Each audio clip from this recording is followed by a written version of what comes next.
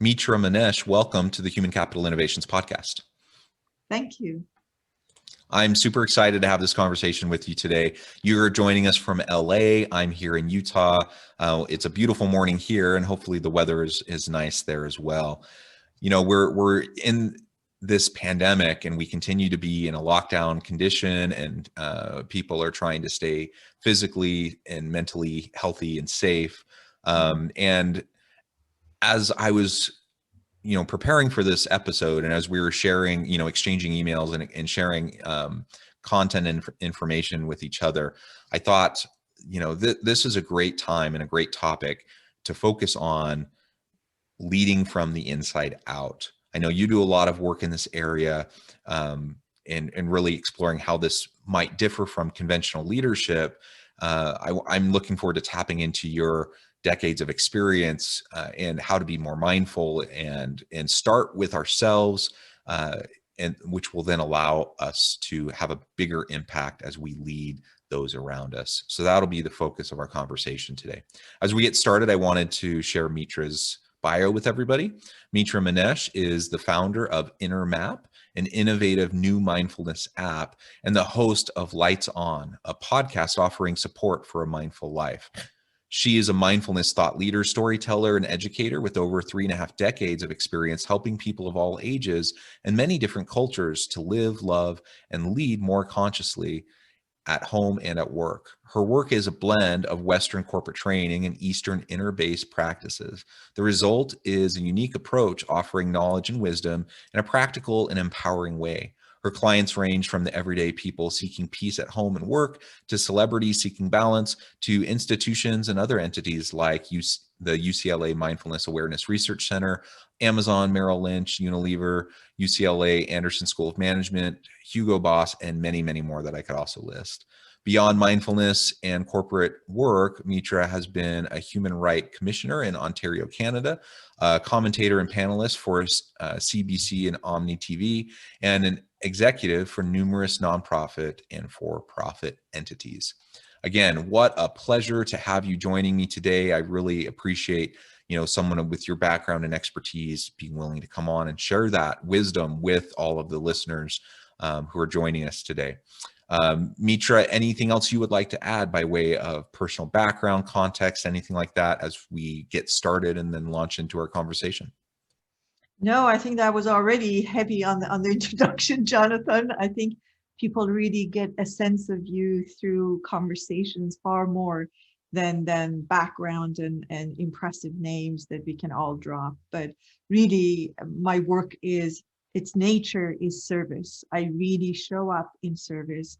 And you have different titles when you go to organizations, but really I'm a servant. I'm a very good servant. I go in to serve my clients, my students, and whoever that comes across and wants to speak to me. So service is the true reason I do what I do. Well, I love that. And I 100% buy into and believe in the servant leader kind of an approach and philosophy. I think that leads to a much healthier way of interacting with people. And it fundamentally requires us to start with ourselves, as I know you tend to focus on in your work. I think it's an interesting thing because in Western culture, and now I'm thinking specifically within the U.S., we're such an individualistic society, and we're a society that really promotes and applauds individual accomplishments. And we tend to have this orientation towards leadership as the charismatic, extroverted, outgoing type of person who exudes power and influence. And so the name dropping and the connections and the power and influence, all of that becomes the focus. Not to say that those things can't be important and can't help to drive, positive outcomes for organizations. But in my experience, it's the quiet, contemplative, servant-oriented leader who has the biggest long-term sustainable impact on their people, their teams, and their organizations. And so that's certainly where my bias lies. And that's the type of leader I try to be. And when I work with organizations as a coach or a consultant, that's, how I try to encourage them to be, or at least to find ways to adopt elements of it into their own style. I completely agree with you, Jonathan. And I think you really pinpointed a very important part of why we have the kind of leadership that is, I would say, incomplete, to not use a judgmental word. I think it's incomplete at its best. And the fact that independence is so promoted, and I am all for it. Independence is an amazing state of being after codependency, because as children, we're codependent, right? And if we don't get to independence, that means we haven't fully grown. Where it falls short is that this is not a period, it's a comma. After independence, there comes interdependence, which we haven't gone to fully collectively. I'm sure there are many organizations and many individuals that are aware of that and are in that journey, but that's where the problem starts, that when I think independence is the period and that's it, I'm very independent. And then I function, I work, I lead in that sense of independence as opposed to interdependence. Let me just, yeah, I'm blocking on my notifications so I don't disturb your listeners. So that's a perfect point. It's incomplete in its nature. It is in interdependency that truly we start to shine, that what we know and the potentiality of our knowing and leadership shows up. When I understand that I am acting and working and serving independently in the context, there's a background to it, in the contents of interdependency. And then that takes us to a completely different level of consciousness internally and productivity externally. I really love that. And, I think there's so much there that we should dissect and dive into a little bit more. Let's start by having you explain a little bit about what you mean by leading from the inside out. I think most people listening are probably can conceive of what that general meaning might be, but dive in a little bit deeper, explain that for us, and then we can go from there to start to parse out some of the elements that you were just discussing.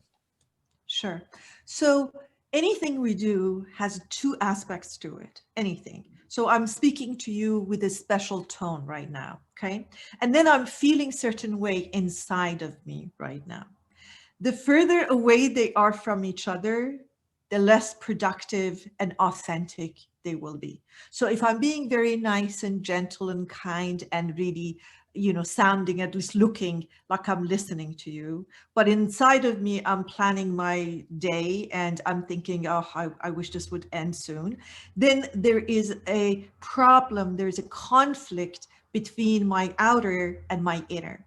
And closer this outer and inner they are together, the more we will produce, the more we'll connect, the more we will talk about, the more our audience and our listeners will benefit. It's just a very simple formula. So go and take that into leadership. I actually looked at the meaning of the in dictionary, the word leadership, and this is what it said in Webster: coming or ranking first, and the next one is providing direction or guidance. Okay, so if I'm providing direction and guidance, but I'm not guiding myself from the inside, there it is, your conflict.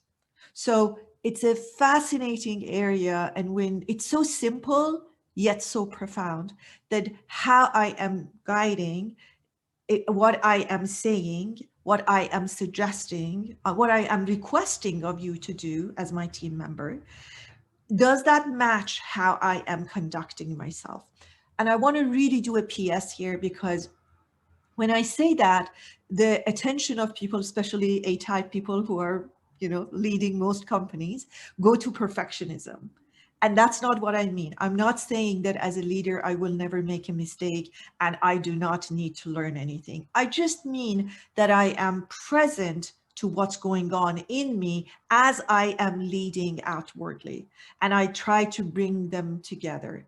So the most important part of our leadership in life, and that's a great statement, huge statement and claim I'm making, is the leadership that we show or we don't show with our relationship with our thinking minds. So if I am completely incapable of managing that, my thinking mind is leading me. I say the most important company in the world is Me Inc. And the question is, who is leading Me Inc.? Mitra Inc., Jonathan Inc., whoever Inc. If my thinking frightened mind is leading me and my aware self is in the background, then there is a problem. But if my aware self is leading me and my thinking mind is only one of the team members, one out of many, I would say thousands, but let's say many, then I'm leading very well and I'm leading from the inside. But if I cannot handle the most important function and company of my life, and I am not being the CEO of Me Inc., the aware me is not, then it will be hard for me to be a very effective, sustainable leader in any other Inc. Yeah, well, and part of the, you know, as I hear you saying that, part of the reason I think that's the case is simply because you can't just neatly separate your individual personal life, family life, and work life, right? They're all intermeshed.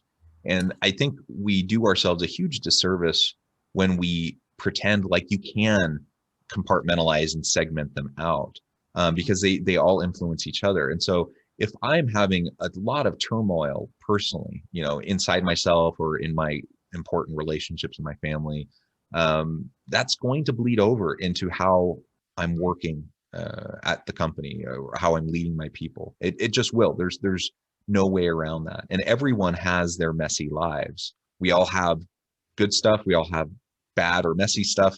We're complex individuals. We're complex people and creatures. And so we have to learn how to practice self-reflection and mindfulness, be connected with who we are, and then allow that to drive and direct us rather than having all these external factors constantly pushing us in a particular direction.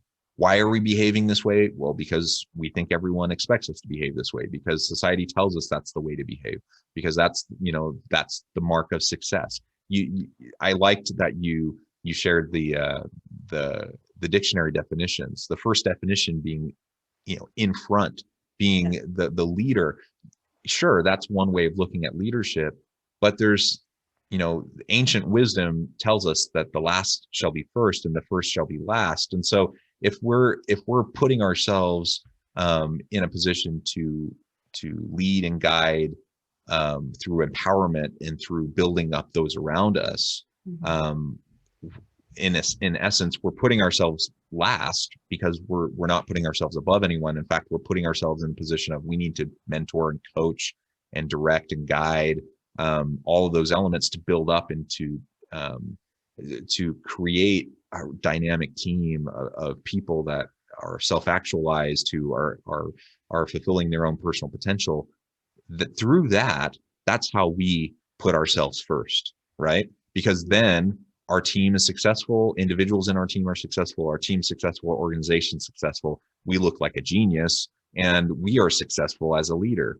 But that can only happen as you put that kind of sustainable effort towards developing your people. And if your first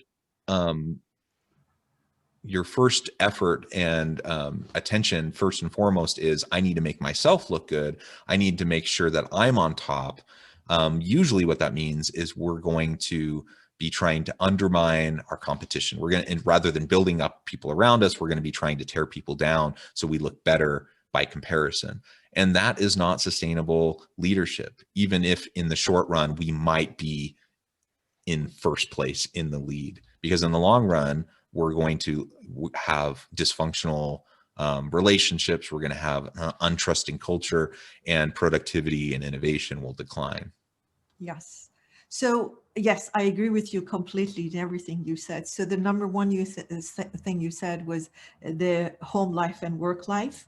And it's fascinating because I do a lot of shadowing and executive coaching. So I go with them and see them in different situations when we could go in person. And now I go virtually. It's very fascinating to me to watch and see executives behaving either completely the same way that they do at home at work, or the other way around, or completely in reaction to it, so, which both of them means that they're not really using it with awareness. So I'm in charge, and say even with my job. So I'm an advisor, I'm a counselor, I'm a guidance. Okay. So I go home and I continue doing that. So my child or my partner is telling me something about what happened, I immediately go into fixing and advising mode without really checking and saying, is that what you want? I mean, we have a joke between my kids and myself that if they want an advice, they have to very clearly indicate it. Otherwise, I just listen. I say, oh, really? Oh, wow. And that's all I do, because I'm so programmed to advise that I find myself saying, oh, let me tell you what you need. And all they wanted to do was just to share and be heard. They didn't want the professional Mitra. They wanted the mother Mitra, the lover Mitra, the daughter Mitra, the sister Mitra. And all they want is to just be heard. So really bringing awareness to those roles and not being reactive, or the other way around. I have no power at work and I go home and I just make a fuss about everything and I show anger. In that way, I say you either feel out your emotions or you act out your emotions. And awareness is the connector that allows me to feel out my programs have this position to advise or correct or fix or whatever you want to call it, or my disposition to show the unspoken words that I didn't or couldn't say it at work, and now I'm emptying it on my family members and loved ones. The awareness is extremely important. So that was one point you mentioned. The second point you said was about showing that I'm the leader. There's a beautiful story that actually, I should put this story in the app because my app is a mindful storytelling. And that's the story of a person, I'm in Los Angeles, my office is in Beverly Hills. So I get people who every now and then who's who of Hollywood to come to me. And he was telling me it's something very interesting. He's a very famous person in the movie industry.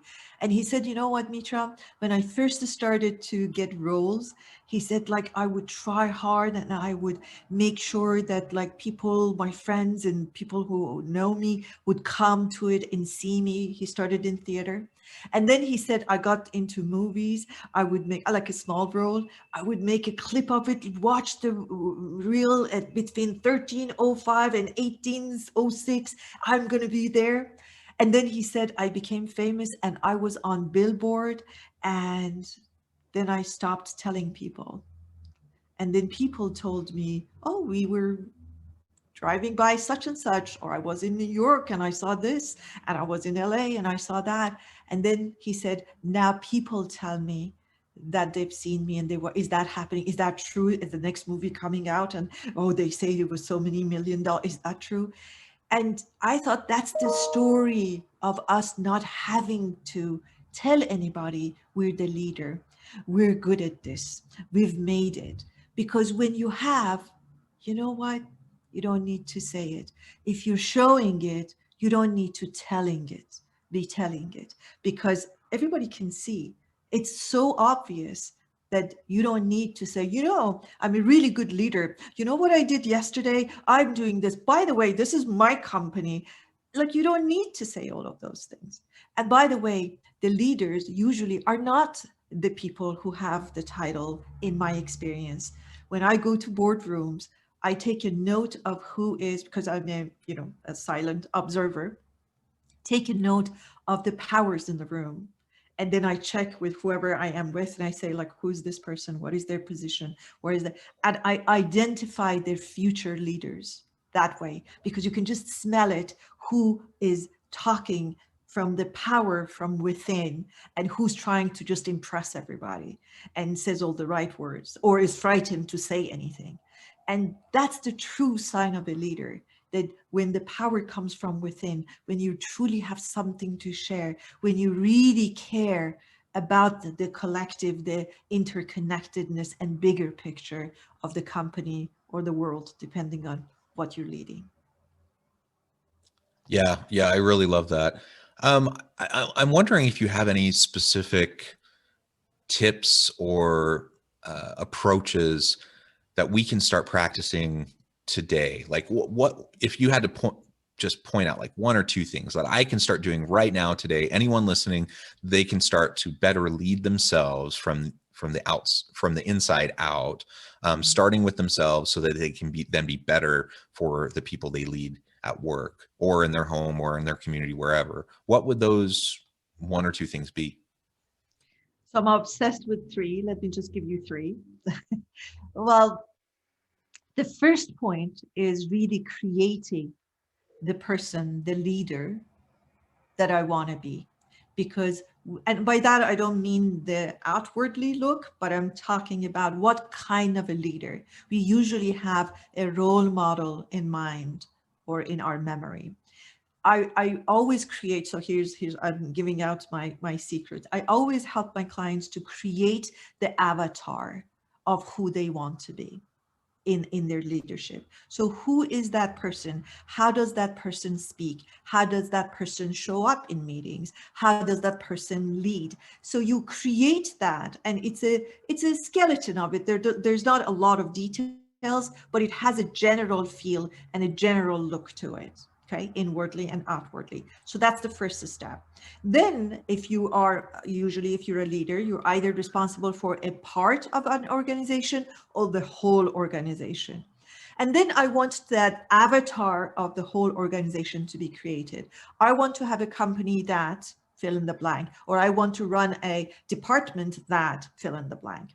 And then the third one is so simple that most people don't do it and don't really pay attention to it. And that is that when you have that picture of the company and the person, the leader that you want to be, then everything you say, every decision you make needs to somehow correspond to that avatar, right?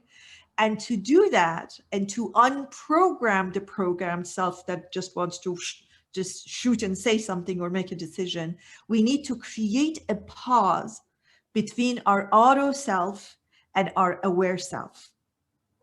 And that is to take 3 deep breaths before saying anything, making any decisions, urgent decisions, or anything else that might represent you and show you to the world as a leader. So I have decided that I'll be a good listener, that I will be inclusive, that I would listen to all my team members. Okay, we're in a meeting and my autopilot self says, I'll talk mainly, you guys listen, and if you agree with me, please say something. If not, please be quiet. Well, nobody really has said that to anybody, but if I tell you how many cultures I walk into and I see that and I say, well, you didn't give really any room for anybody. She said, look, but I told them they can talk anytime. I said, no, I know what you told them, but what you're showing them is just like, we're done. I said what I want to say. You don't have anything to back it up. Be quiet. So creating that, I say, okay, who hasn't spoken? 3 people only. I'll go around the room. Is there anybody in the room that has anything to do for or against this? You see, now I'm creating a culture for and against this. For and against. I'm giving permission as a leader that you are allowed. Okay, now the person may say something, then how I treat them will say whether this culture will continue or not. So if I really argue with you and I say, I don't agree with you and I put you down, then of course you and other people in the room will not do it again next time. Or I say, that's a great idea. Don't agree completely with you. Let's look into it and I'll have, Mitra look into it and report next time. So now here I am. I created a new avatar of a leader, a new culture in the company by only taking 3 breaths and saying, okay, how do I move forward? I want to finish the meeting. I said what I want to say. Oh, I haven't checked if anybody else has any input. And not only that, normal input, but what I want to have healthier input for and against. And that becomes a norm. So first is to create an avatar for yourself. 2 is to create an avatar for your department or your company. And 3 is the implementation by really creating pause. Breath is the most common one. It's the simplest one. Everybody is breathing if they're alive. So you can use breath as a tool and say that, 3 breaths and then I speak. And that pause becomes the culture, both your personal individual culture and the culture of the company that produces a healthier culture within the company. So that's my 3 nuggets that I usually use and apply to depending on what the circumstances are and what the culture of the company and the person is. Yeah, yeah. Well, I really love that. And I love the idea of pause, just making sure that we give other people, ourselves and other people, the opportunity to be able to make those contributions. I know that's something I need to work on, and I suspect most of us would do well to implement some of those tips that you just shared. Well, Mitra, it has been a real pleasure talking with you. The time has flown by. We're almost to the end of our time together, but before we close, I wanted to give you a chance to share with listeners how they can get connected with you, find out more about what you are doing, the work that you can do to help them, and give any last word on the topic. Sure. The only last words that I have is that when you lead from the inside, your personal life changes and improves as well as your company. So it's not just for your company, it is also a way of showing up in life. So that was the last thing I wanted to say about that. And to find me, it's my name, mitramanesh.com. You go there, everything I'm doing alive is there to connect with me and to organize any specific tailor-made training, executive coaching. It's there. I also do personal coaching. And to reach and download my app, go to App Store. We made it almost free. It's called Inner Map, and it's a mindful living. It's not a meditation app. It's how to live mindfully, peacefully, and joyfully. And download that app. It's 99 cents a month, and it's hopefully affordable for everybody. And I teach mindful living through stories, and we help you to settle your mind, even if you're not a meditator, by using the science of binaural beats. So you can actually listen to music that settles your mind enough for you to be able to listen to stories and learn and also make changes that you see fit in your life. Well, I love that. I encourage listeners to reach out, get connected, check out the app, check out other resources that Mitra has at her website, find out more about what she can do to help you and your organization. Particularly in this day and age of social and political turmoil and pandemic, and I think mindfulness, mental health generally, but mindfulness more specifically, and then having the opportunity to develop and lead within ourselves first, that will increase and enhance our capacity to lift up others around us and to be a servant leader that can benefit our communities, our homes, our workplaces. And I hope everyone can take to heart the messages and the wisdom that Mitra has shared with us today. As always, I hope everyone can stay healthy and safe, that you can find meaning and purpose at work each and every day. And I hope you all have a great week.